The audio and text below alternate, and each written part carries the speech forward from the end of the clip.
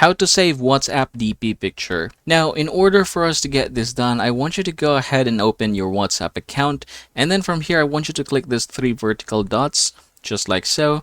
And I'm going to open the settings, and I'm going to go ahead and click my account, click my picture once again, and you should be able to see it being enlarged. This time, go ahead and click the share button at the upper right, and then I want you to expand the option here by just dragging it up just like so.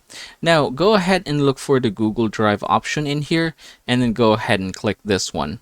So from this point forward, I want you to go ahead and select the account.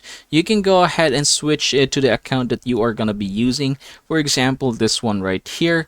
And then you're going to remember the location of where it is put, or you can just go ahead and click this one right here and select the destination.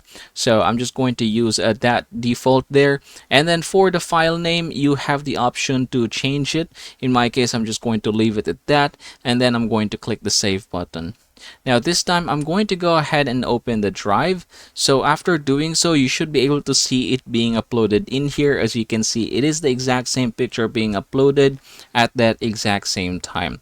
So yeah, go ahead and open this one, and that is how you're going to get this done, everybody.